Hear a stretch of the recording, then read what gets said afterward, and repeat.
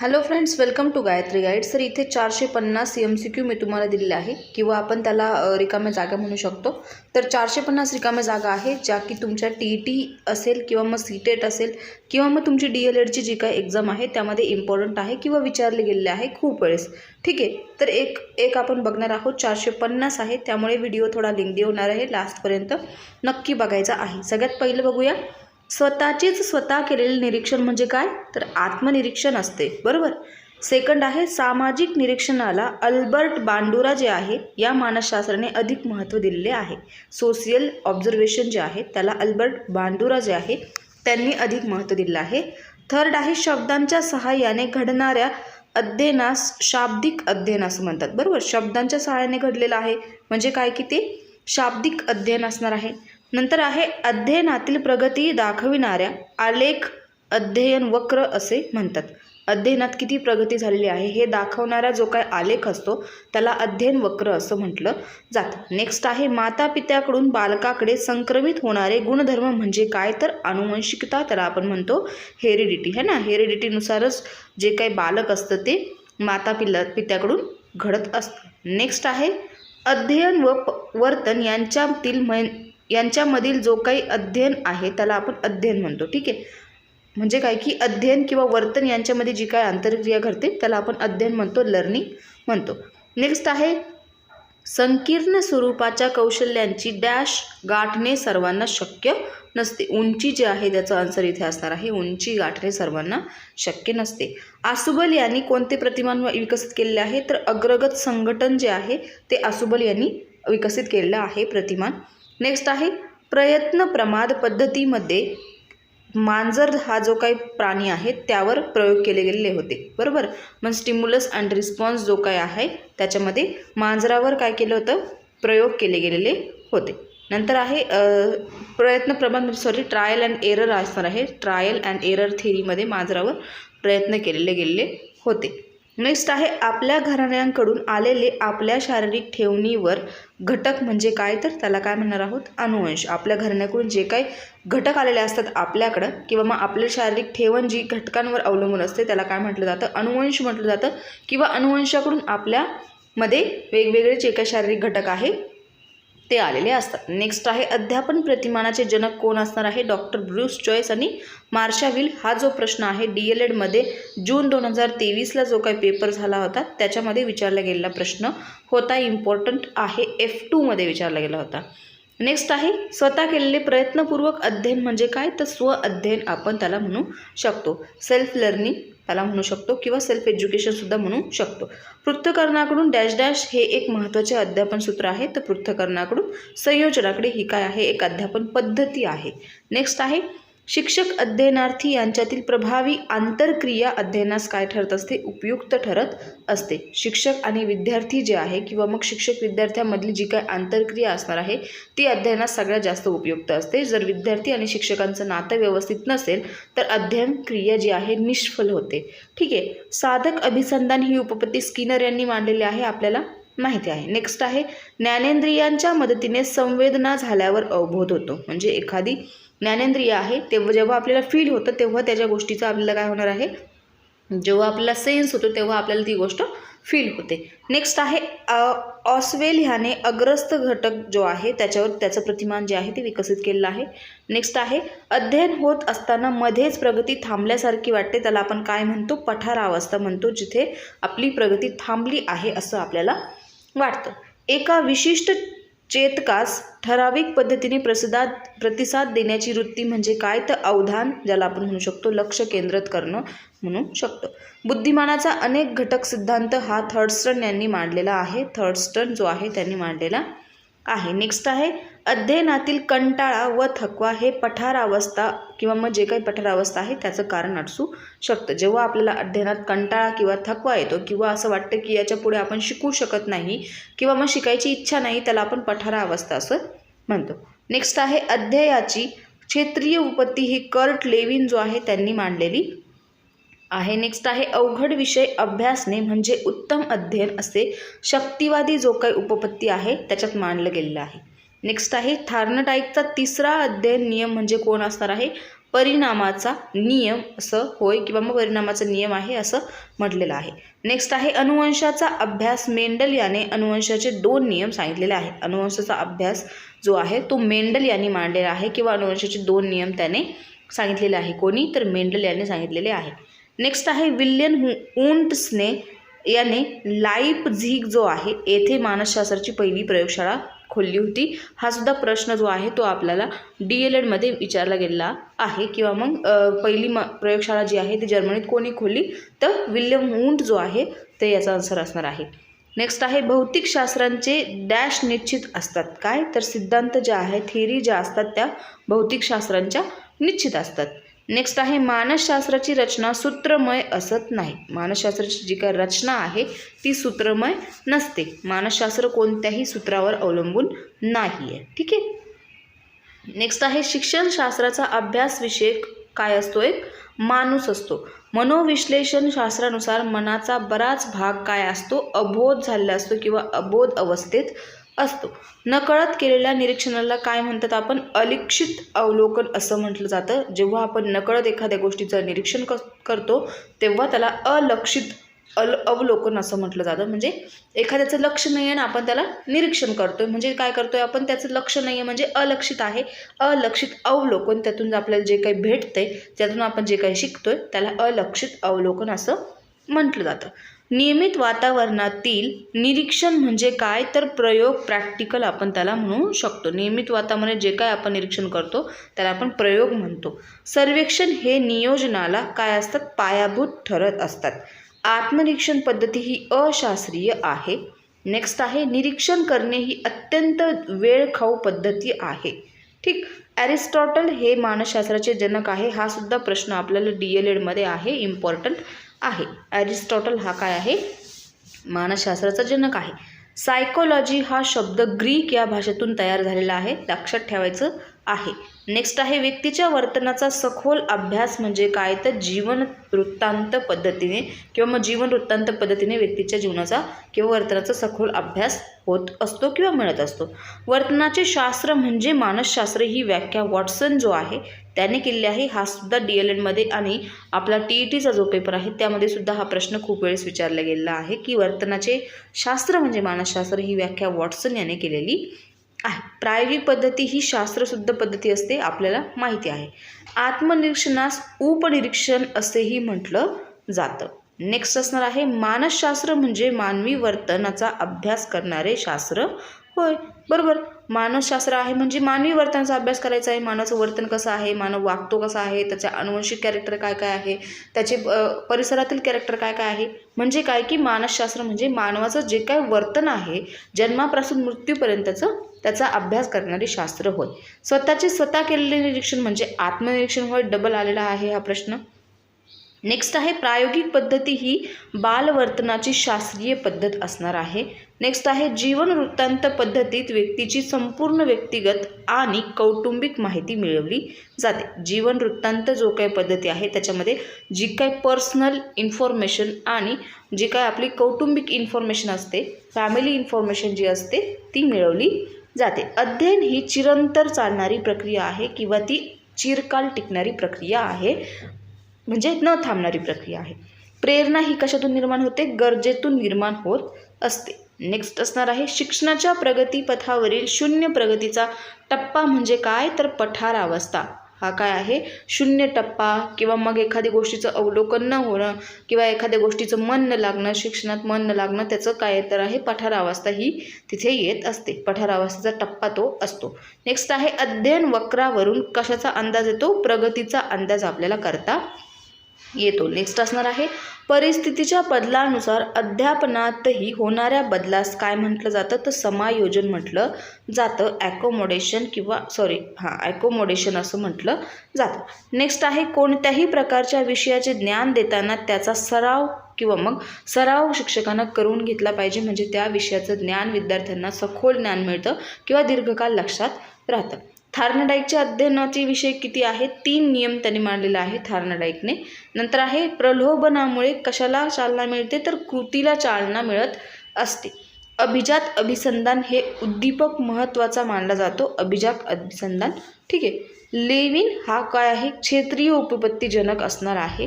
Next आहे पॅवलॉवची अभिजात अभिसंधान उपपत्ती असणार आहे. पॅवलॉव यांनी कुत्र्यावर प्रयोग केलेला होता.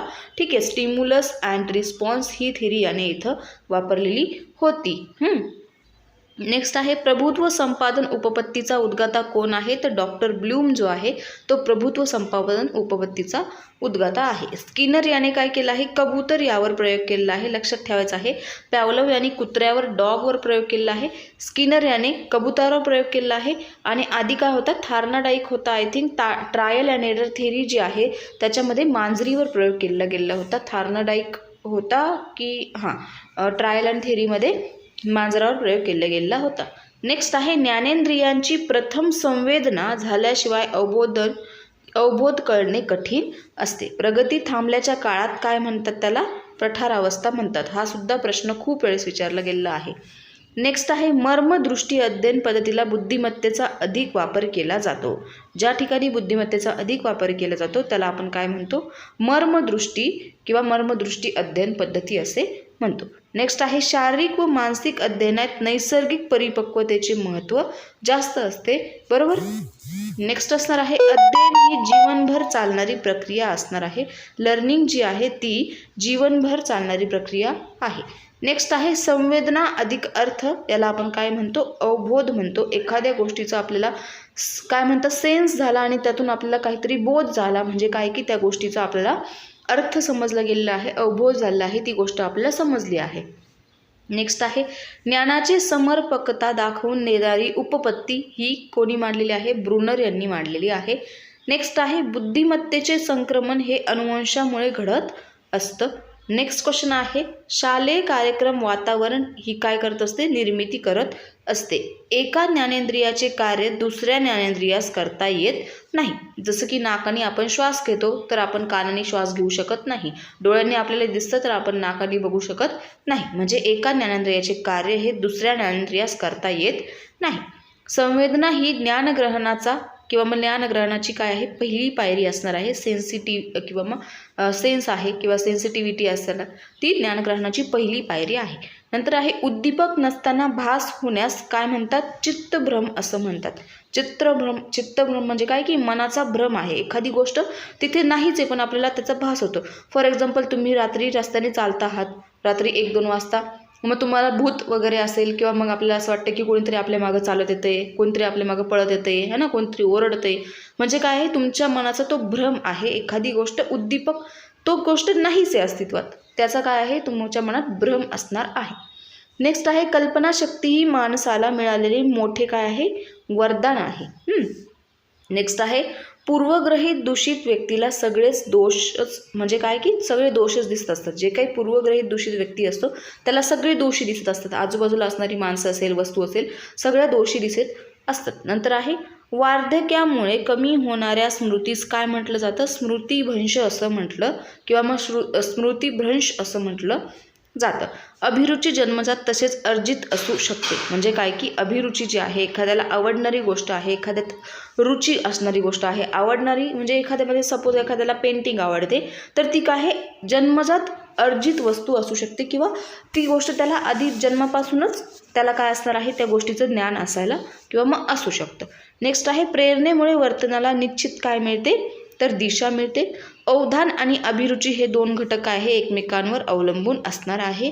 नेक्स्ट आहे अवबोधनापासून निर्माण झालेली स्मृती प्रतिमा म्हणजे काय की किंवा मग स्मृती प्रतिमा जी असते ती कशी असते, अमूर्त असते. कल्पना ही माणसाच्या बुद्धीचा अलौकिक किंवा मग बुद्धीची अलौकिक अशी देणगी आहे. आपल्या अनुभवांची ज्ञानात्मक बाजू म्हणजे काय, तर विचार असणार आहे. आपल्याला एखाद्या गोष्टीचा अनुभव आहे आणि त्याच्यातून आपल्याला काहीतरी ज्ञान मिळते म्हणजे आपण काय करतोय, त्या गोष्टीबद्दल विचार करतोय है ना. स्मरणास नेहमी काय असतं, साहचर्य हवे. नेक्स्ट आहे अवधान हा एक मनोव्यापार किंवा मग मनोव्यापार आहे. बहुआयामी द्विघटक सिद्धांत हा कोणी मांडलेला आहे, गिलफर्ड यांनी मांडलेला आहे. स्मृतीत गतानुभवाचे पुनरुज्जीवन होत असते. नेक्स्ट आहे संपादित व शिक्षित गोष्टी ह्या अनुवंशिकतेवर अवलंबून नाही आहे है ना. संपादित आणि शिक्षित गोष्टी ह्या कशावर अवलंबून असणार आहे, परिसरावर अवलंबून असणार आहे. नेक्स्ट आहे विकासाचा आशय हा अनुवंशच असतो. आपलं जे काही डेव्हलपमेंट आहे ती अनुवंशानुसारच होत असते. नेक्स्ट आहे आनुवंशिकतेने आपणास किमान व कमाल मर्यादांचे काय होते, ज्ञान मिळत असते. छंदग्रह सर्जनशीलतेला काय करतो, प्रेरक ठरत असतो. अध्ययनामुळे मेंदूवर होणाऱ्या संस्कारांना जपून ठेवणं म्हणजे काय, तर स्मरण होय. अध्ययनामुळे एखाद्या गोष्टीचं आपल्याला मेंदूवर संस्कार घडून येत आहे तर त्याला काय म्हणतो आपण, स्मरण होय किंवा मग स्मरण असं म्हणू शकतो. संवेदनाला अर्थ प्राप्त होणे म्हणजे काय, तर अवबोधन असं होय. हा सुद्धा प्रश्न डबल झालेला आहे. हे सुद्धा डबल झालं आहे. माता पित्याकडून जे असते त्याला, आपल्याला घराकडून आलेले आपल्या शारीरिक ठेवणीतील घटक म्हणजे अनुवंश, हेही डबल झालेलं आहे. नेक्स्ट आहे शिक्षण संक्रमण म्हणजे काय, तर अनुभवाचे स्थानांतरण असणार आहे. चांगले संस्कार सवयी याकरिता धन संक्रमणाचा उपयोग होतो.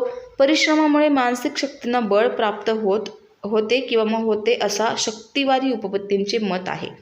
ज्या काही शक्तिवादी उपपत्ती आहे त्यांचं मत असं आहे की परिश्रमामुळे मानसिक शक्तींना बळ प्राप्त होतं. एखादा व्यक्ती आहे तो मेंटली खूप जास्त खूप जास्त हे झालेला आहे, डिप्रेस झालेला आहे ना, डिप्रेशनमध्ये आहे. तर त्यांनी जर परिश्रम केलं किंवा मग त्यांनी जर काम केलं तर त्याचं काय आहे, शक्ती किंवा मग शक्ती आधी जी काही उपपत्ती आहे त्याच्यातून त्याला शक्ती प्राप्त होऊ शकते. नेक्स्ट आहे 19व्या शतकाच्या दशकापासून अध्ययन संक्रमणावर अनेक शास्त्रज्ञांनी अनेक काय केलेले आहे, प्रयोग केलेले होते. संस्कृत शिकवणाऱ्याला मराठी लवकर शिकता येते असं म्हटलं जातं. जॉर्जच्या मते संक्रमण ही काय आहे, प्रयत्नसाध्य गोष्ट आहे आणि ती काय आहे, सहज घडत नाही है ना. नेक्स्ट आहे संक्रमणात सरावास महत्त्व दिल्यास काय होतं की कौशल्य जे आहे ते लवकरात लवकर आत्मसात होतात. ध्येयनिष्ठ जेवढी आढळ तितके संक्रमण काय असते, जास्त लक्षात ठेवलं जातं किंवा जास्त लक्षात ठेवावे लागते. शिक्षकांनी स्वतःहून काय केलं पाहिजे, सामान्यीकरण करत शिकवले पाहिजे. धनसंक्रमणामुळे ज्ञानाचे काय होते, दृढीकरण होते. अभ्यासक्रम हा कसा असावा, जीवनाभिमुख असायला हवा. नेक्स्ट आहे संक्रमणात नवी काय असायला हवी, कौशल्य आत्मसात करता येणार पाहिजे. विद्यार्थ्यांच्या बौद्धिक कुवतीवर काय असायला हवं, संक्रमण असायला हवं. समान घटक उपपत्ती ही थार्नडाईक यांनी मांडलेली आहे. अध्ययन संक्रमणामुळे विद्यार्थ्यांचा काय होत असतो, सर्वांगीण विकास जो आहे तो होत असतो. बालकाच्या अध्ययन कौशल्यांची ओळख ही कशात असते, वर्गातच कळून येते. बालकाला कोणत्या गोष्टीची ओळख आहे किंवा कोणत्या कौशल्यामध्ये त्याची आवड आहे. भाषा हे एक काय आहे, संवाद प्रमुख साधन असणार आहे. नेक्स्ट आहे विकासात शरीर मानसिक प्रगती अभिप्रेत आहे है ना. मंदबुद्धीची मुले सर्व क्षेत्रात काय असतात, मागे असतात. जे काही मंदबुद्धीची मुले असतात ती सगळ्या क्षेत्रामध्ये मागे असतात. मूल जसजसे वाढते तसं त्याच्या आकारात काय होत जातो, बदल होत जातो. जन्माच्या पहिल्या अवस्थेला काय म्हणतात, जंतू अवस्था म्हणतात का, ठीक आहे. जंतू अवस्था म्हणजे काय की त्या ठिकाणी आपल्याला खूप जास्त आजार होण्याची शक्यता असते. जसं की ते छोट्या त्या पोळ्या येतात, काय म्हणतात त्याला, काहीतरी शब्द आहे, ग वर्ण काहीतरी अक्षर आहे है ना, म्हणजे ते आजार होण्याची शक्यता असते. गोवर म्हटलं जातं. त्याच्यामुळे त्याला जंतू अवस्था असे म्हणतात किंवा जन्माच्या पहिल्या अवस्थेला शैशव अवस्था सुद्धा म्हटलं जातं. 8व्या महिन्यात शरीराची पूर्ण निर्मिती होते, बरोबर. 8वा जो काय महिना असतो बाळाचा त्याच्यामध्ये शरीराची पूर्ण निर्मिती होत असते. मुलांपेक्षा मुली काय होतात, लवकर समायोजन करू लागतात, लवकर त्या काय करू शकतात, कोणत्याही गोष्टीमध्ये ॲडजस्ट करायला शिकतात. किशोरावस्थेला मानसशास्त्रात काय म्हटलं जातं, टोळीचा काळ असं म्हटलं जातं. कारण त्या अवस्थेमध्ये मुले काय करायला लागतात, टोळ्या करून राहायला लागतात, मैत्रिणी बनवतात, एकमेकांसोबत राहायला लागतात है ना. आपण हे सगळं DLED फर्स्ट इयरच्या फर्स्ट सब्जेक्टमध्ये बघितलेलं आहे, F1मध्ये बघितलेलं आहे. कुमारावस्थेच्या काळाला काय म्हणतात, वादळी अशांततेचा काळसुद्धा म्हणतात. कृतक विश्वास हा शैशव अवस्थेमध्ये सगळ्यात जास्त असतो, बरोबर. प्रेम व सुरक्षितता यांची शैशव अवस्था मध्ये जास्त गरज असते. म्हणजे काय की लहान मुलं जे आहे त्यांना असं वाटतं की सगळ्यांनी माझ्यावर प्रेम करावं, सगळ्यांनी मला सुरक्षित ठेवावं, ही शैशव अवस्थेमध्ये त्यांना जास्त गरज असते. छोटे छोटे खेळ किंवा धाडस हे किशोर अवस्थेतून दिसून येतं. छोटे खेळ असते, फॉर एक्झाम्पल झाडावर चढणं, पळणं, सायकल चालवणं, हे धाडस जे विद्यार्थी करतात किंवा मुलं जे करतात ते कोणत्या अवस्थेत करतात, किशोर अवस्थेमध्ये करत असतात. शैशव अवस्था हा मानवी जीवनाचा काय आहे, पायाभूत कालखंड आहे.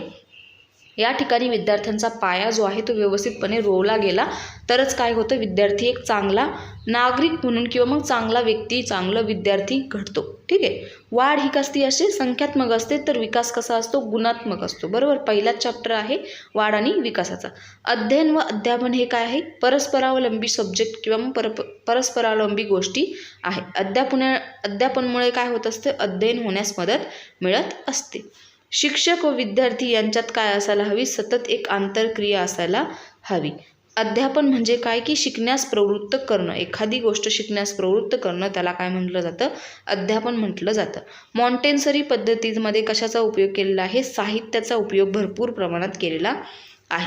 लहान मुलांपेक्षा प्रौढांचे शिक्षण काय असते, हे भिन्न असते. बाह्य परिस्थिती व्यक्ती यांच्यामध्ये होणारी प्रतिक्रिया म्हणजे काय, तर आंतरक्रिया आपण त्याला म्हणू शकतो.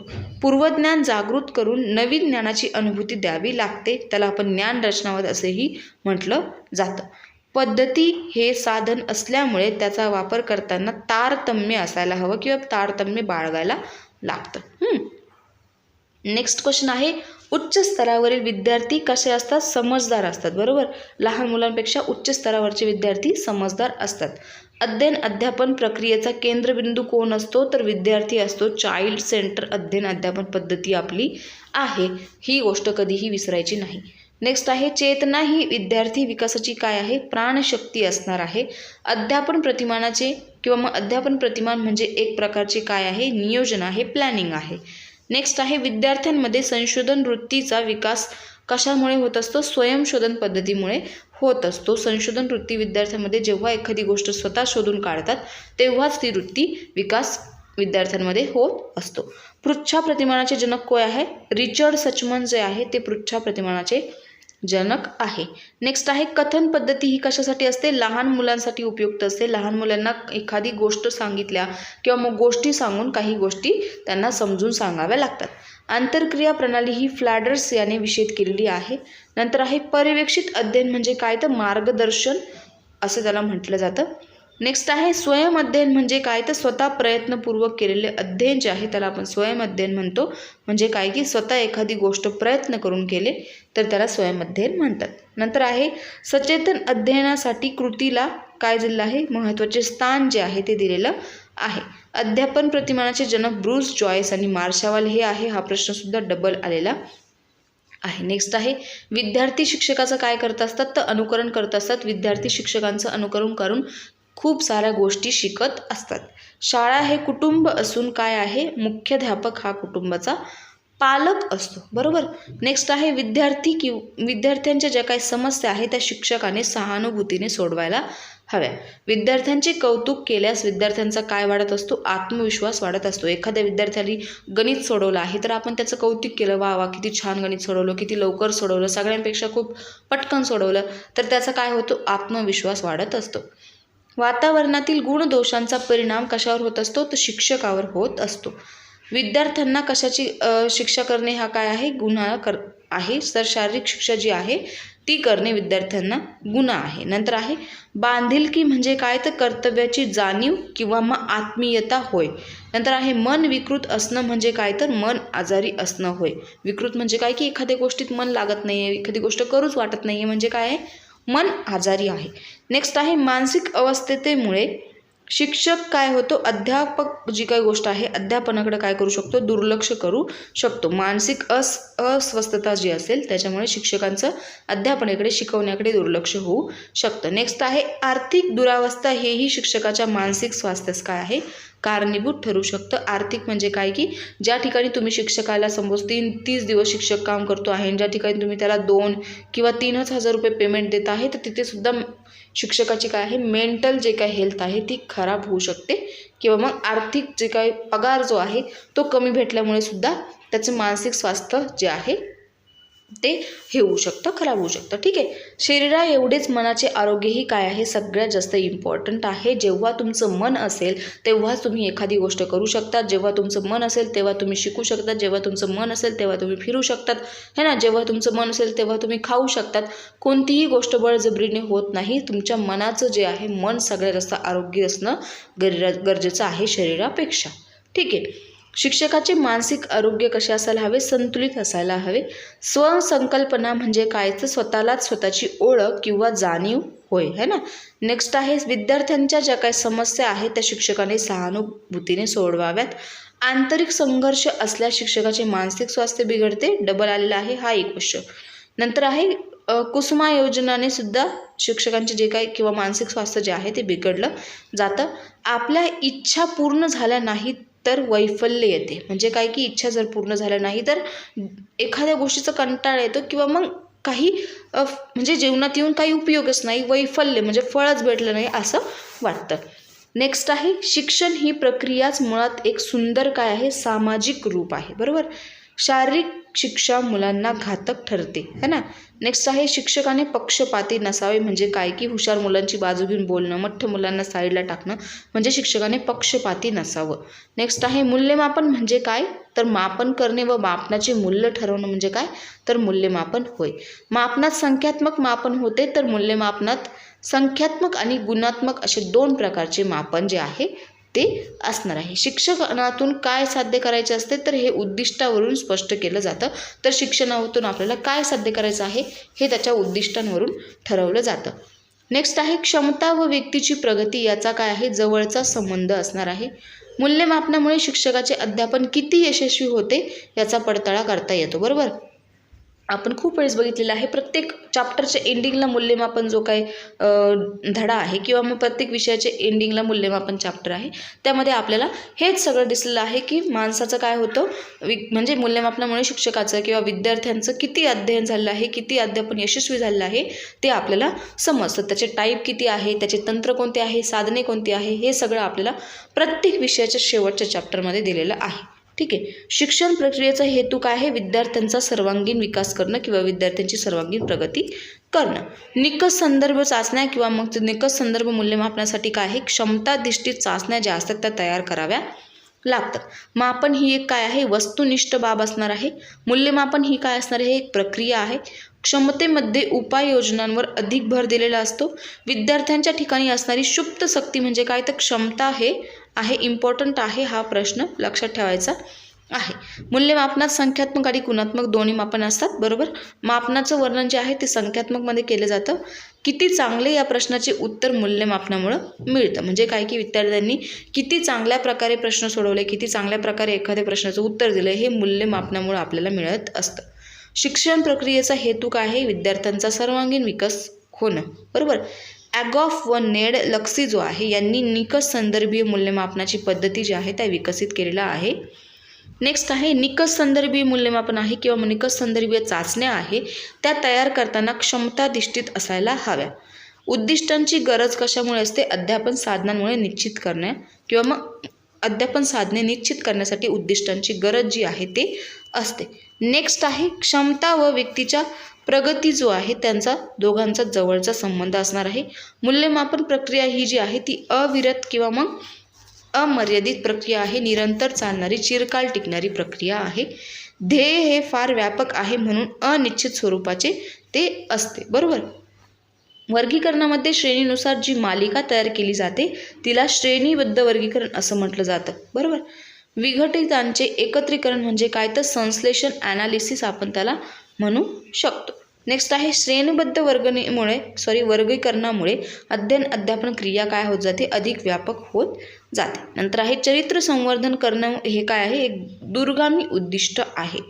आपले शिक्षण अद्यापही विषयांस केंद्रित आहे.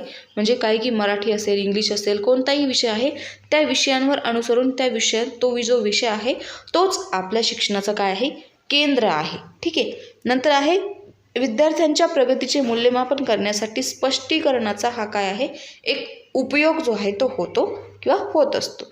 नेक्स्ट आहे केवळ बौद्धिक विकास म्हणजे काय? तर सर्वांगीण विकास नव्हे. म्हणजे काय की फक्त बुद्धीचा विकास झाला आहे म्हणजे सर्वांगीण विकास होय असं आहे का? नाही. बौद्धिकसोबत मानसिक, शारीरिक ह्याही गोष्टीचा विकास होणं जास्तीत जास्त गरजेचं आहे. कायमस्वरूपी बदल झाला की नाही हे पाहण्यासाठी सत्रांत परीक्षा ज्या असतात त्या घेतल्या जातात. बरोबर. नेक्स्ट आहे किंवा मग त्याला आपण काय म्हणतो आकरिक मूल्यमापन जे आहे संकलित मूल्यमापन जे आहे ते म्हणतो. म्हणजे परीक्षेच्या शेवटी जे केलं जातं त्याला आपण संकलित मूल्यमापन म्हणतो. आणि आकरिक मूल्यमापन म्हणजे काय की मधून ज्या काय चाचण्या घेतल्या जाते दर महिन्याला असेल कोणतेही तंत्र वापरून त्याला आकरिक मूल्यमापन म्हणतात. कौशल्य मापनाच्या ज्या कसोट्या आहेत त्यांनाच मूल्यमापनाची साधने असं म्हटलं जातं. शिक्षणाची राष्ट्रीय उद्दिष्टे ही कोठारी आयोगाने सांगितलेली आहे. शैक्षणिक उद्दिष्ट ही राष्ट्रीय उद्दिष्टांवर अवलंबून असते किंवा आधारलेली असते. उद्दिष्टांच्या स्पष्टीकरणास अध्ययन निष्पत्ती असं सुद्धा म्हटलं जातं. नेक्स्ट आहे वैज्ञानिक दृष्टिकोन असणारी व्यक्ती अंधश्रद्धा स्वीकारत नाही. जी गोष्टी वैज्ञानिक दृष्टिकोन बाळगते ती व्यक्ती अंधश्रद्धा स्वीकारत नाही. ठीक आहे. नेक्स्ट आहे शिक्षणातून सामाजिक एकात्मतेचा विकास हे राष्ट्रीय उद्दिष्ट आहे. इष्ट आणि इच्छित दिशेने झालेले वर्तन म्हणजे काय तर उद्दिष्ट साध्य केलेलं होय किंवा मग उद्दिष्ट होय. नेक्स्ट आहे सर्वांगीण विकासाच्या विविध अंगांची कल्पना डॉक्टर बेंजामिन ब्लूम जे आहे त्यांनी मांडलेली आहे. नेक्स्ट आहे शिक्षणाचा मूलभूत पाया म्हणजे काय तर शिक्षणाची उद्दिष्टे. सत्रांत चाचणीत समावेशकता असल्यास त्याला काय म्हणतात समकालीन मूल्यमापन किंवा समकालीन चाचण्या असं सुद्धा म्हटलं जातं. अपेक्षित वर्तन बदल म्हणजेच काय अध्ययन निष्पत्ती. परीक्षा म्हणजे काय तर ज्ञानाची कसोटी होय. लेखी परीक्षेमुळेच विद्यार्थी काय होतात अभ्यासात प्रवृत्त होत असतात.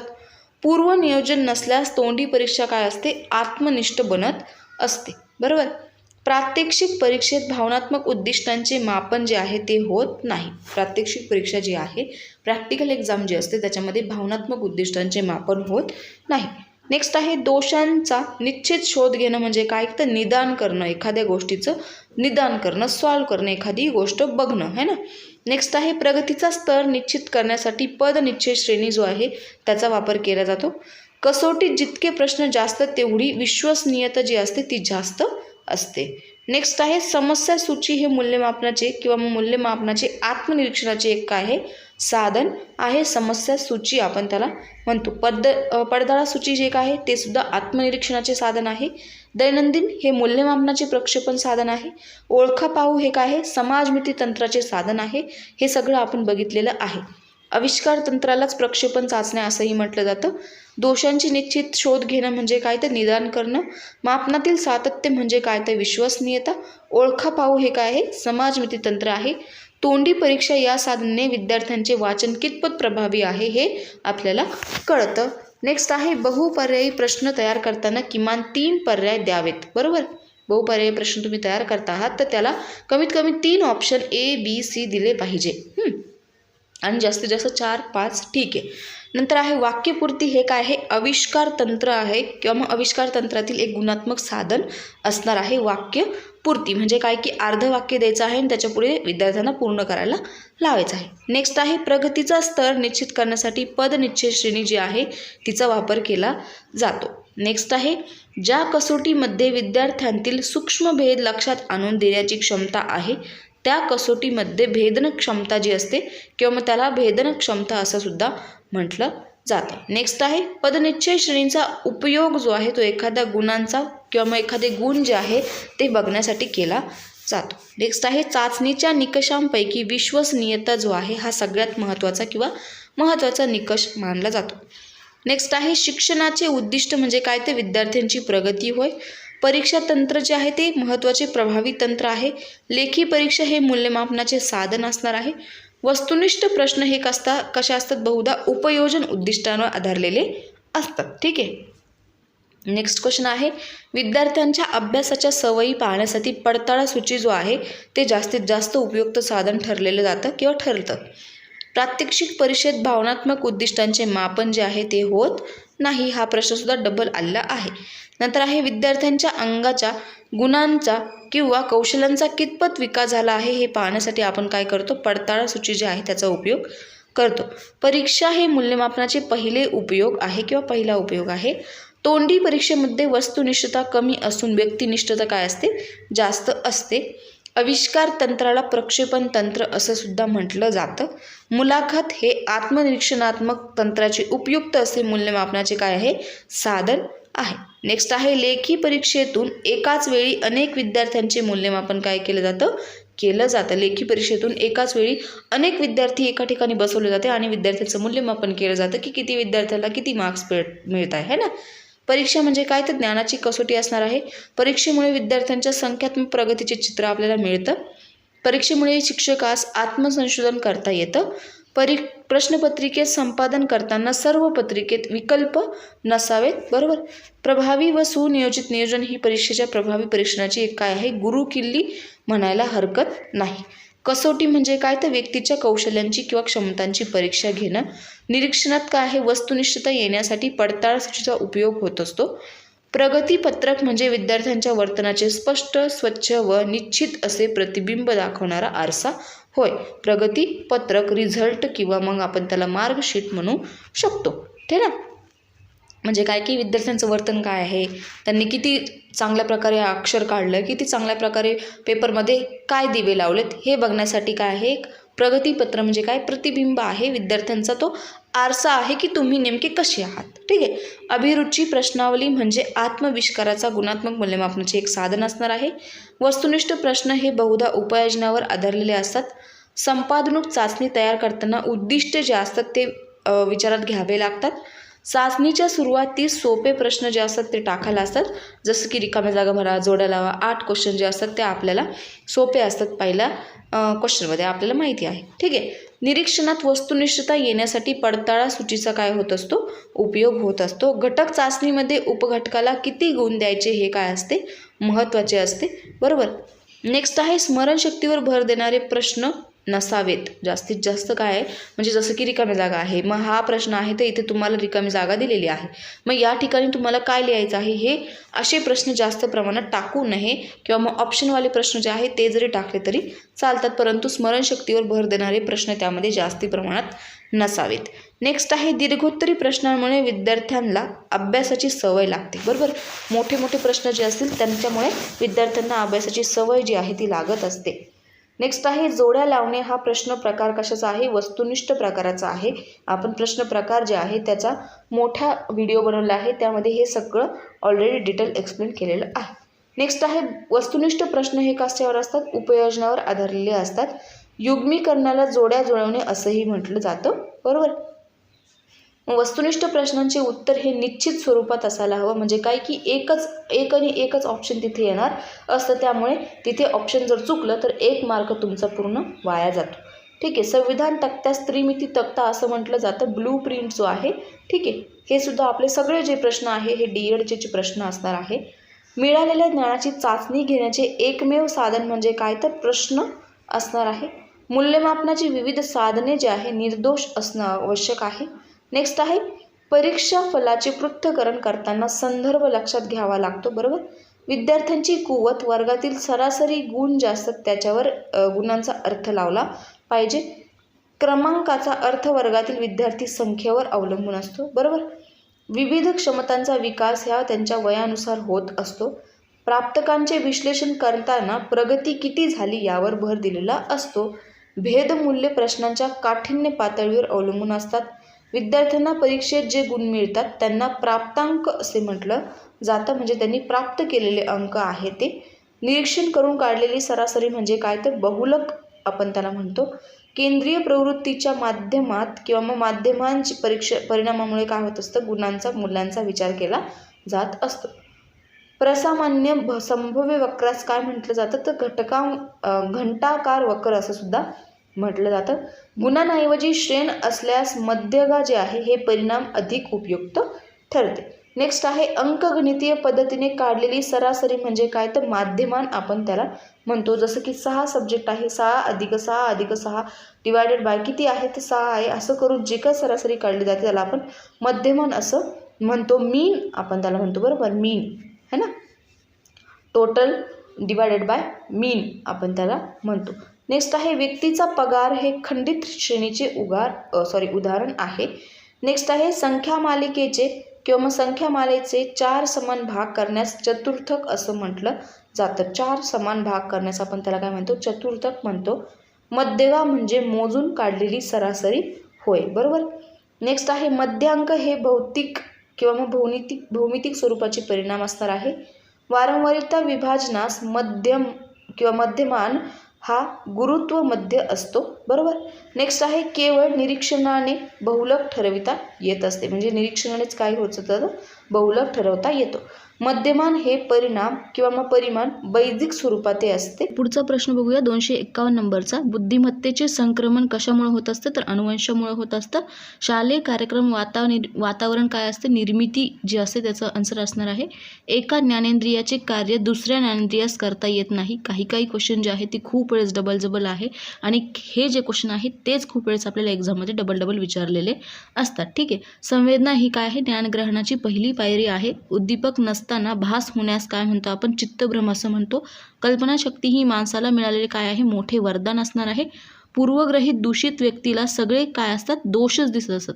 म्हणजे जे दूषित व्यक्ती आहेत त्यांना सगळेच दोषी वाटत असतात. ठीक आहे. वार्धक्यामुळे कमी होणाऱ्या स्मृतीस काय म्हणतात, स्मृतिभ्रंश असं म्हणतात. अभिरुची जन्मजात तसेच अर्जित असू शकते. एखादी गोष्ट आपल्याला आवडते आहे, त्या गोष्टीची आवड निवड जी आहे ती जन्मजात असू शकते किंवा मग एखादी अर्जित केलेली असू शकते, म्हणजे ती गोष्ट आपण आत्मसात केलेली असू शकते. प्रेरणेमुळे वर्तनाला काय होते, निश्चित दिशा अशी मिळत असते. अवधान आणि अभिरुची काय आहे, हे एक घटक असणार आहे, ते एकमेकांवर अवलंबून आहे. अवबोधनापासून निर्माण झालेली स्मृती प्रतिमा काय असते, अमूर्त असते. कल्पना ही माणसाच्या कशाचा अलौकिक देणगी आहे, तर बुद्धीची अलौकिक देणगी असणार आहे. आपल्या अनुभवांची ज्ञानात्मक बाजू म्हणजे काय, तर विचार. स्मरणास नेहमी काय असते, साहचर्य असायला हवं. नेक्स्ट आहे अवधान हा एक मनोव्यापार असणार आहे. बहुआयामी द्विघटक सिद्धांत गिलफर्ड यांनी मांडलेला आहे. स्मृतीत गतानुभवाचे पुनरुज्जीवन होत असते. बरोबर. संपादित व शिक्षित गोष्टी अनुवंशिकडून किंवा मग अनुवंशिकतेत असत नाही, म्हणजे ज्या गोष्टी आपण शिकलेल्या आहेत किंवा संपादित केलेल्या आहेत त्या गोष्टी अनुवंशाकडून आपल्याला येत नाही. अनुवंशाकडून आपल्याला आपले डोळे असतील, कलर असेल किंवा बाकीच्या ज्या काही गोष्टी असतील त्या येत असतात. बरोबर. विकासाचा आशय हा कशावर असतो, अनुवंशावर असतो किंवा अनुवंशच असतो. विकास जसा आपला विकास होतो तसा तो आशय जो आहे तो अनुवंशाचा असणार आहे. अनुवंशिकतेने आपणास किमान व कमाल मर्यादांचे काय होत असते, ज्ञान मिळत असते. छंदग्रह सर्जनशीलतेला काय असते, प्रेरक ठरत असते.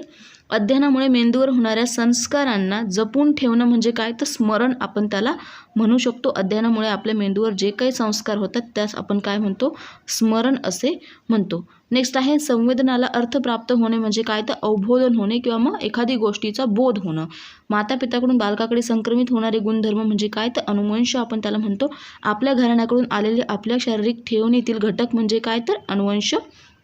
बरोबर.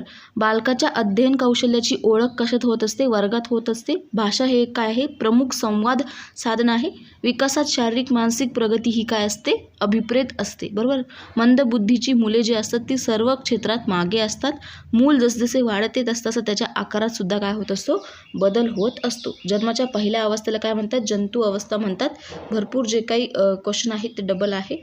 8व्या महिन्यात शरीराची काय होत असते, पूर्ण वाढ होत असते. मुलांपेक्षा मुली काय होत असतात, लवकर समायोजन करत असतात. काही जे क्वेश्चन आहे ते डबल विचारले आहे कारण ते क्वेश्चन डबल पेपरला विचारले जातात. तर हे जे प्रश्न आहे हे सगळे जवळपास डबल प्रश्न खाली असणार आहे.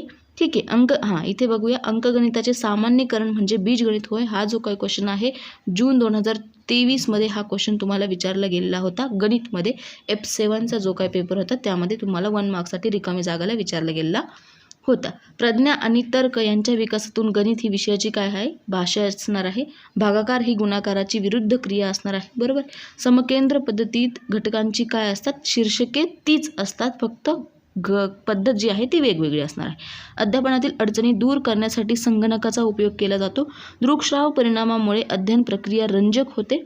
मूल्यमापन जलद व प्रभावी होण्यासाठी संगणक वापरता येतो. समान गुणधर्म असलेल्या चेतकांचा समूह म्हणजे संबोध. एक विद्यार्थ्यांनी मला डेफिनेशन किंवा मग संबोध म्हणजे काय हे विचारलं होतं, तर त्याचं समान गुणधर्म असलेले चेतक जे आहे, समान गुणधर्मांचा घटक किंवा जे काही घटक एकत्र येतात त्यांना आपण संबोध म्हणतो. फॉर एक्झाम्पल समान गुणधर्म असलेली कोण आहे, मॅन आहे. किंवा मनुष्यांचा जो काही कळप आहे आपण त्याला म्हणू शकतो, मनुष्यांचा जो काही ग्रुप आहे त्याला आपण संबोध म्हणतो. समान गुणधर्म असणार आहे. बरोबर. 2 डोळे आहे, 1 नाक आहे, 2 काने आहे, तर हे काय समान गुणधर्म आहे आणि ते सगळेजण एकत्र येतात तेव्हा त्याला आपण संबोध म्हणतो. ठीक आहे. 2 किंवा अधिक संगणक एकमेकांना जोडण्याच्या प्रक्रियेला नेट सर्फिंग असं म्हटलं जातं. संगणक एक इलेक्ट्रॉनिक साधन असणार आहे, बरोबर. अध्यापनातील कमतरता व अडचणी दूर करण्यासाठी संगणकाचा उपयोग होतो. एकच केंद्र असलेल्या विविध वर्तुळांना काय म्हटलं जातं? समकेंद्री पद्धत म्हणतात. आपल्याला माहिती आहे एकच केंद्र आहे, परंतु त्याच्यामध्ये विविध घटकांचा अभ्यास केला जातो. जसं की आपण वर्तुळ बघतो आहे, मग दुसऱ्या ठिकाणी आपण वर्तुळाचे डेफिनेशन बघूया, त्याचे गुणधर्म बघूया, नंतर त्याच्यामध्ये आपण परिमिती काढायला शिकतो, त्रिज्या काय आहे, व्यास काय आहे ते शिकत असतो. म्हणजे एकच केंद्र आहे, परंतु ती विविध गुणधर्म आपण त्यामध्ये बघतो, त्यास आपण समकेंद्री पद्धत म्हणतो. कृतीद्वारे घेतलेले अनुभव काय असतात? चिरकाल टिकत असतात, जास्त काळापर्यंत लक्षात राहतात. समकेंद्र मांडणीत घटकाची व्याप्ती व खोली इयत्तेनुसार वाढत जाते, बरोबर. आपल्याला माहिती आहे. मग पहिल्या इयत्तेत आपण सर्कल म्हणजे काय ते बघितलं, दुसरीला आपण त्याची डेफिनेशन बघितली किंवा त्याचे गुणधर्म बघितले, तिसरीला आपण त्याचे व्यास, त्रिज्या, बिज्या कसं आहे ते काढायला बघितलं, चौथीला आपण त्याचं क्षेत्रफळ काढायचं शिकलो. म्हणजे काय की समकेंद्री पद्धतीत घटक एक आहे, परंतु त्याची खोली जी आहे ती इयत्तेनुसार वाढत जात असते. संगणकाच्या सहाय्याने विद्यार्थी काय करतात? स्वतःच्या गतीचे किंवा मग गतीने शिकू शकतात. सामग्रीचे थोडक्यात केलेले वर्णन म्हणजे काय? तर माहिती असणार आहे. शिक्षणाची उद्दिष्ट सफल करण्याचे माध्यम म्हणजे काय? तर अभ्यासक्रम, करिक्युलम आपण त्याला म्हणतो. इयत्तेनुसार घटकातील आशयाची व्याप्ती वाढवलेली असते, अशाला काय म्हणतो आपण? समकेंद्री मांडणी म्हणतो. प्राथमिक स्तरासाठी पाठ्यक्रमाची समकेंद्री रचना अधिक योग्य समजली जाते. ठीक आहे. सध्याच्या अभ्यासक्रमाची मांडणी ही कशी असते? समकेंद्र पद्धतीने असते. एका शैक्षणिक वर्षाच्या कालावधीत कार्याचे विभाजन करणं म्हणजे काय? तर वार्षिक नियोजन आपण त्याला म्हणतो, इयरली प्लॅन आपण त्याला म्हणतो. ठीक आहे. एकाच अकॅडमिक इयरमध्ये आपण ते प्लॅन करतो, त्याला वार्षिक नियोजन असं म्हटलं जातं. एका तासिकेत काय व कसे शिकवायचे यासाठी आपण पाठ नियोजन करतो, लेसन प्लॅन म्हणतो. ठीक आहे. एका तासात आपल्याला कसं शिकवायचं आहे, काय काय पॉईंट घ्यायचे आहे, त्याला आपण लेसन प्लॅन म्हणतो किंवा पाठ नियोजन म्हणतो. पाठ्यपुस्तकात अभ्यासक्रमातील सर्व घटक काय असतात? समाविष्ट असलेले असतात. पाठ्यपुस्तकात घटकांचे विभाजन काठिण्य पातळीप्रमाणे दिलेले असतं. घटक नियोजन हा अभ्यासक्रमाच्या नियोजनाचा काय आहे? आत्मा असणार आहे.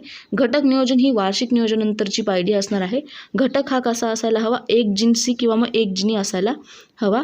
वार्षिक नियोजनास पूर्वी वार्षिक अंदाजपत्रक असं सुद्धा म्हटलं जातं, बरोबर. नियोजनाची पहिली पायरी म्हणजे तर काय? तर वार्षिक नियोजन असणार आहे.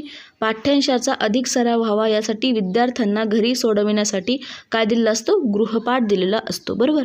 पाठाचे संकलन किंवा मग सकलन म्हणजे काय? तर मूल्य आपण म्हणू शकतो. हर्बार्ट या शिक्षणशास्त्राने पाठाच्या किती पायऱ्या मांडलेल्या आहे? तर 5 पायऱ्या मांडलेल्या आहे. अभ्यासक्रमाच्या नियोजनाची काय असते? घटक नियोजन जो आहे तो अभ्यासक्रमाच्या नियोजनाचा आत्मा असणार आहे. पाठ्यांशाचा अधिक सराव व्हावा म्हणून यासाठी विद्यार्थ्यांना गृहपाठ किंवा स्वाध्याय घरी दिलेला असतो. गणित विषयासाठी प्राथमिक स्तरावर आठवड्याला काय झालं असतं? 8 तासिका घ्यायला लागतात, बरोबर. घटक नियोजन ही नियोजनानंतरची पायरी असणार आहे.